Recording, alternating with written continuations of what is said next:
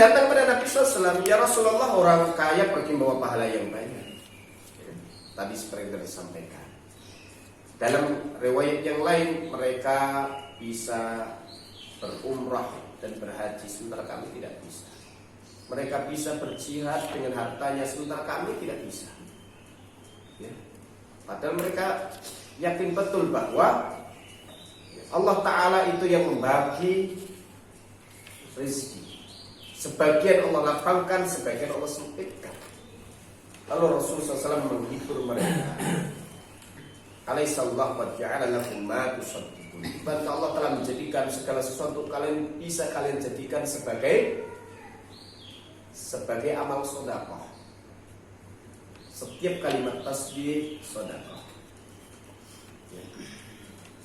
Wa kullu tasbihatin sedekah, wa kullu tahmidatin sedekah, wa kullu tahlilatin sedekah, wa kullu takbiratin sedekah. Setiap kalimat tasbih, tahmid, takbir, tahlil itu semua bernilai sedekah. Memerintahkan yang baik, mencegah yang mungkar itu termasuk sedekah. Berkata yang baik, tutur kata yang baik itu termasuk sedekah. Sampai tersenyum kepada saudara seiman apabila berjumpa itu dihitung sedekah. Dan di riwayat yang lain Ahmad bin sampaikan pada mereka, mau aku beritahukan kepada kalian amal yang apabila kalian kerjakan, kalian akan bisa nyusul orang-orang yang telah menyalib kalian. Dan orang di belakang kalian sudah gak akan mungkin bisa nyalib kalian. Gak akan bisa menyalib kalian. Apa amalnya? Kalian membaca tasbih 10 kali setiap selesai mengerjakan sholat. Maksudnya setiap selesai mengerjakan sholat fardu. Dzikir setelah mengerjakan sholat, tasbihnya 10 kali, tahmidnya 10 kali, takbirnya 10 kali. Itu pahalanya besar ya. Karena dzikrullah adalah amal yang akan mendatangkan pahala yang tiada terkira untuk seseorang ya. Maka baca tasbih, tahmid, takbir masing-masing 10 kali itu pun sudah akan mendapatkan pahala besar, sehingga dia akan bisa nyusul orang-orang yang telah mendahului mereka. Itu orang yang punya amal-amal lain tapi mereka kurang berzikir, tidak berzikir seperti mereka. Jadi ini salah satu pilihan dari jumlah zikir setelah sholat. Ada yang 11 kali masing-masing, kemudian ada yang 33, kemudian 34 takbirnya. Ada yang 33, kemudian disempurnakan dengan la ilaha illallah wahdahu la syarika lahu lahul mulku wa lahul hamdu wa huwa ala kulli syai'in qadir. Senang orang-orang fuqara muhajirin. Ya, pulang ke rumah dengan riang gembira. Oh, berarti kita bisa dapat pahala besar dengan banyak berzikir. Tapi ketika sampai di rumahnya, mereka mendengar orang-orang kaya Ansor juga ikut berzikir sebagaimana zikir mereka. Karena Nabi SAW ajarkan zikir bukan hanya untuk orang miskin, orang kaya pun beliau ajarkan berzikir. Sehingga datang lagi kepada Rasulullah SAW, ya Rasulullah, mereka mengerjakan seperti yang kami kerjakan. Maka jawab beliau sallallahu alaihi wasallam, dzalika fadlullah yu'tihi man yasha. Itulah karunia Allah yang Allah berikan kepada orang yang Dia kehendaki. Ya, tapi tidak semua orang yang punya harta itu bisa banyak zikir. Tidak semua orang yang punya perusahaan ini, perusahaan itu bisa banyak zikir. Ya, karena sibuk dengan hartanya, sibuk dengan pekerjaannya. Bahkan ada orang yang berjihad tapi sedikit zikirnya. Maka Allah perintahkan orang yang berjihad untuk banyak berzikir.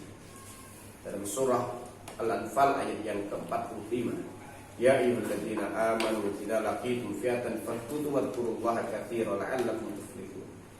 Ya orang beriman, kalau kamu jumpa musuh di medan perang, teguhkan diri kalian dan berzikirlah kepada Allah dengan zikir yang banyak agar kalian beruntung. Ya. Maka Imam Ibnu Qayyim dalam Al-Wabil Shayyib ya, mengomentari tentang ayat ini, ada yang mujahid ya, dia banyak berzikir, ini orang terbaik.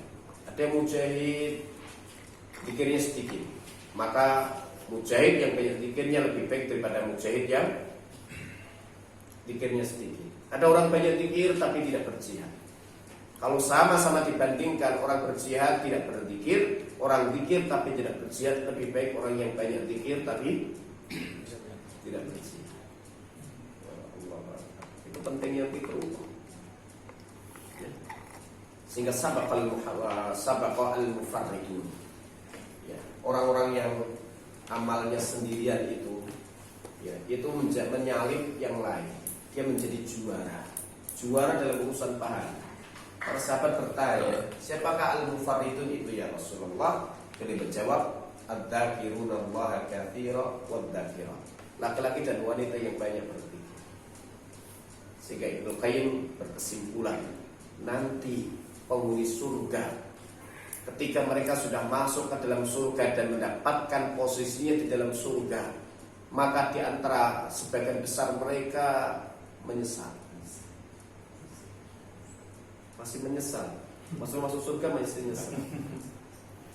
Menyesalnya apa? Karena dia lihat yang lain itu dapat pahala lebih tinggi dibandingkan saya. Dan amal yang bisa menaikkan derajat itu yang paling banyak adalah zikrullah. Maka di antara yang disesali mereka saat di dunia adalah, kenapa dulu saya tidak selalu berzikir. Dia boleh sebutkan, sehingga kemudian beliau tulislah Al-Wabil Sayyib, ya, kitab membahas tentang bab zikir dan doa, yang beliau kemudian kembangkan kitab ini dari buku gurunya, dari kitab karya gurunya Al-Kalimut Thayyib, karya Syekhul Islam Ibnu Taimiyah. Al-Kalimut Thayyib itu kumpulan zikir dan doa yang ditulis oleh Syekhul Islam Ibnu Taimiyah, yang kemudian dikembangkan dengan penjelasan lebih panjang lebar oleh Ibnu Qayyim dalam Al-Wabil Sayyib. Barakallahu fikum. Nah, ini mereka iri berkaitan dunia bukan karena menikmati fasilitas dunia, tetapi dengan dunia itu bisa mendapatkan akhirat yang lebih baik. Tapi banyak orang yang dengan sebab dunia itu terlalaikan, ya, dengan sebab dunia itu terlalaikan. Barakallahu fikum. Nah, ini beberapa dalil Al-Quran yang berkaitan dengan keutamaan ilmu. Innama yakhsyallaha min ibadihi al-ulama. Sesungguhnya akan benar-benar takut kepada Allah di antara para hambanya adalah para ulama. Ya, maka ilmu itu sangat mempengaruhi kadar rasa takut seseorang kepada Allah Subhanahu wa taala.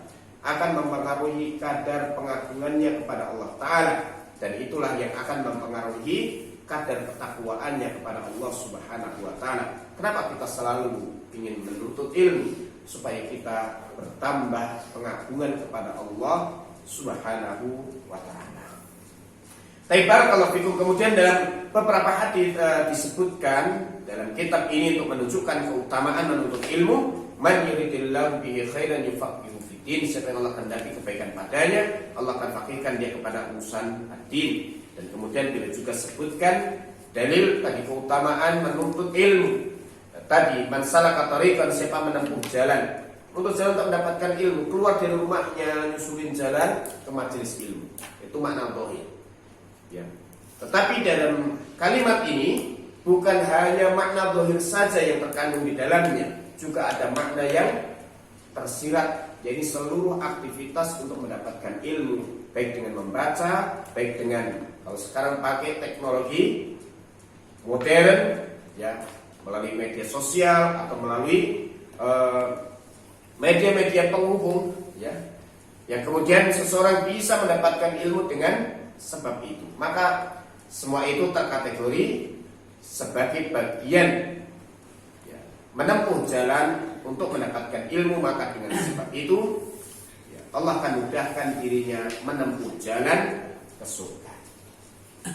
Baik, kemudian beliau sebutkan juga berkaitan dengan kondisi orang setelah meninggal dunia.